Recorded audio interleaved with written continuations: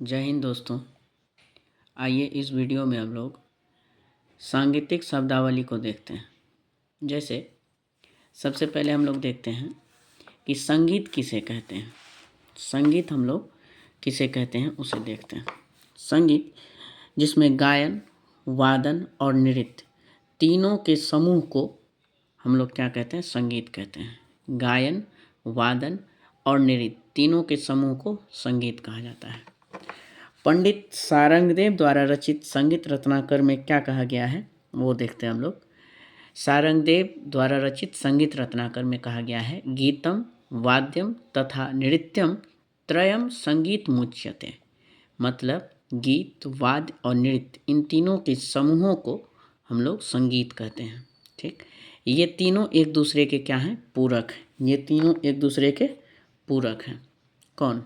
तो गीत, वाद्य और नृत्य ये तीनों एक दूसरे के पूरक हैं। गायन, वादन और नृत्य तीनों के समूह को ही संगीत कहा जाता है। ठीक है, अब देखिए, संगीत वह ललित कला है जिसमें स्वर और लय के द्वारा हम अपने भावों को प्रकट करते हैं। संगीत कैसी ललित कला है? ऐसी ललित कला है जिसमें स्वर और लय के द्वारा हम अपने भावों को प्रकट करते हैं। ठीक, अब यहाँ पे एक बात आती है ललित कला। तो ललित कला मुख्यतः 5 प्रकार की होती हैं। ललित कला कितने प्रकार की होती है? 5 प्रकार की। तो कौन कौन? एक तो सबसे पहले संगीत, फिर चित्रकला, फिर मूर्तिकला, वास्तुकला और कविता। और क्या? कविता। तो संगीत, चित्रकला, मूर्तिकला, वास्तुकला और कविता ये 5 मुख्यतः ललित कलाएं होती हैं, जिसमें संगीत को ही सर्वश्रेष्ठ ललित कला माना गया है।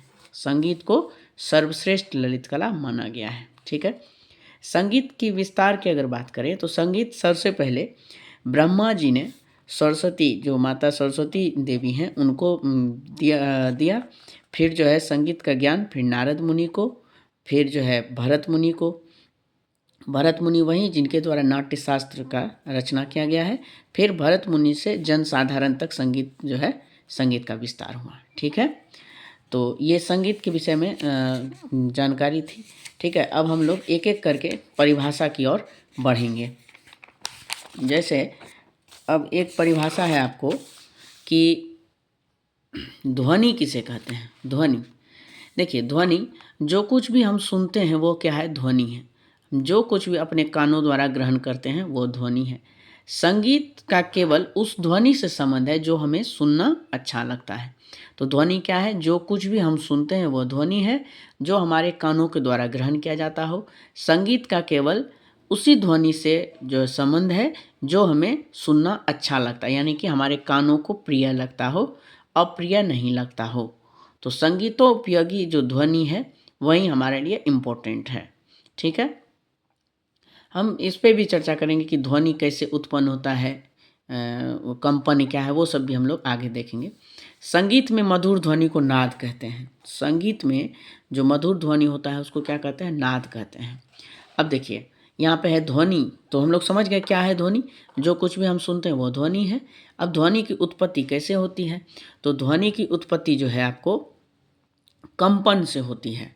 कंपन से ध्वनि की उत्पत्ति होती है। संगीत में कंपन को ही आंदोलन कहते हैं। ध्वनि कैसे उत्पन्न होता है? तो कंपन से, और संगीत में कंपन ही आंदोलन होता है। ठीक है, अब देखिए, यहाँ पे एक बात मैंने लिखा है कि ध्वनि का आधार जो है वो आंदोलन होता है। ठीक है, ध्वनि का आधार क्या होता है? वो आंदोलन होता है। ठीक है, तो यहाँ पे हम लोग ध्वनि की उत्पत्ति समझ गए। कंपन से ध्वनि के उत्पन्न होता है, और कंपन को ही हम लोग आंदोलन कहते हैं। ठीक है, तो यहाँ से हम लोग आगे बढ़ेंगे। जो जो बात इंपॉर्टेंट है वो मैं बताते जा रहा हूँ, फिर एक एक करके हम लोग इस पर चर्चा करेंगे। अब सबसे पहले हम लोग फिर देख लेते हैं नाद किसे कहते हैं। तो संगीत का आधार क्या है? नाद है। वह मधुर ध्वनि जो नियमित स्थिर आंदोलन द्वारा उत्पन्न हो तथा कानों को प्रिय लगे। क्या है? वह मधुर ध्वनि जो नियमित स्थिर आंदोलन द्वारा उत्पन्न हो तथा कानों को प्रिय लगे। ठीक है, मुख्यतः 2 प्रकार के नाद होते हैं, एक आहत नाद, एक अनाहत नाद। आहत नाद क्या होता है? तो जो संगीत उपयोगी हो, यानी जो हमारे संगीत में प्रयोग किया जाने वाला नाद होता है उसको आहत नाद कहते हैं। अनाहत नाद उसको कहते हैं जो स्वयं उत्पन्न होता है, जो संगीत में प्रयोग नहीं होता है। ध्यान में, योग में, इन सब चीज़ों में ये प्रयोग होता है। स्वयंभू ध्वनि भी इसे कहते हैं, जो स्वयं उत्पन्न हो। और जो संगीत उपयोगी ध्वनि है वो आहत ध्वनि कहलाता है, आहत नाद कहलाता है। ठीक है, अब हम लोग आगे में देखेंगे कि मतलब नाद के कितने प्रकार हैं, वो सब चीज़ भी हम लोग देखेंगे। बस इसमें पहले कुछ जो मुख्य परिभाषा है उसको हम लोग देखते हैं। फिर हम लोग जब देखेंगे तो नाद के विषय में हम लोग देखें कि नाद क्या है। फिर आगे हम लोग देखेंगे कि नाद की पर्यायता क्या है, नाद की विशेषता क्या है, ये सब चीज़ भी हम लोग देखेंगे। उससे पहले हम लोग एक चीज़ और देख लेते हैं कि श्रुति क्या है। श्रुति आपको जो है वो नाट्यशास्त्र के 28वें अध्याय में इसका वर्णन किया गया है। तो मुख्यतः 22 नाद संगीत में प्रयोग किए जाते हैं। ठीक है, 22 जो नाद है संगीत में, यही 22 नादों को संगीत में श्रुति कहा गया है। ठीक है, समझ गए कि 22 मुख्य नाद ही श्रुति है। ठीक है, जिसे हम स्पष्ट रूप से सुन सकें और समझ सकें। किन्हीं दो नादों के बीच हमें अंतर करना होता है, तब हम उसे श्रुति कहेंगे। यानी कि मुख्यतः 22 नाद ही श्रुति है, और श्रुति वही होगा जिसे हम स्पष्ट रूप से सुन सकें। श्रूयते इति श्रुति, श्रुति वह है जिसे हम क्या कर सकें, सुन सकें। प्रत्येक श्रुति नाद है, किंतु प्रत्येक नाद श्रुति नहीं है, क्योंकि प्रत्येक नाद को हम स्पष्ट नहीं सुन सकते। और अभी हमने देखा कि नाद दो प्रकार के होते हैं, आहत और अनाहत। तो अनाहत नाद तो है वो, लेकिन वो श्रुति नहीं है, क्योंकि हम उसे स्पष्ट सुन नहीं सकते। और आहत नाद जो कि संगीत उपयोगी होता है, उसे हम स्पष्ट सुन सकते हैं, इसलिए उसे श्रुति कहते हैं।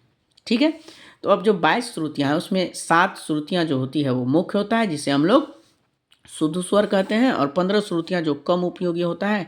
कुछ श्रुतियाँ केवल मान्य भी और कुछ विकृत स्वर माने जाते हैं।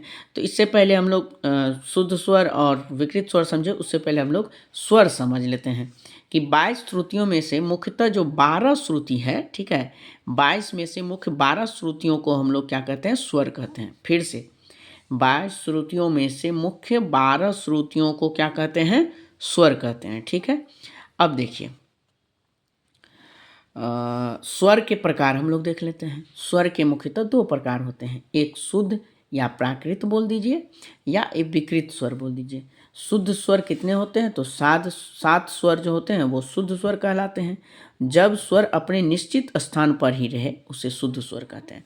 और विकृत स्वर किसे कहते हैं, 5 स्वर ऐसे होते हैं जो जो क्या है, शुद्ध तथा विकृत होते हैं। जो स्वर अपने शुद्ध स्थान से थोड़ा ऊपर नीचे हो जाते हैं उसे हम लोग विकृत स्वर कहते हैं। ठीक है, विकृत स्वर भी 2 प्रकार के होते हैं। विकृत स्वर आपको कितने प्रकार के होते हैं, 2 प्रकार के होते हैं। एक होता है कोमल स्वर, एक होता है तीव्र स्वर। कोमल क्या है, जो स्वर अपनी निश्चित स्थान से नीचे हो जाए।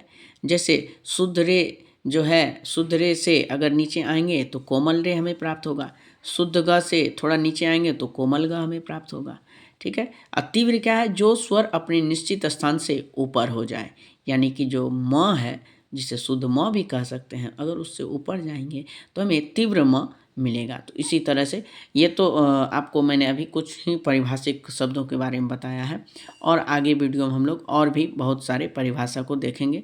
अभी और भी बहुत सारे जो है इसमें स्वर में बहुत सारे चीज़ों को बताना अभी बाकी है। तो हम लोग नेक्स्ट वीडियो में फिर हम लोग इसमें देखेंगे। जय हिंद।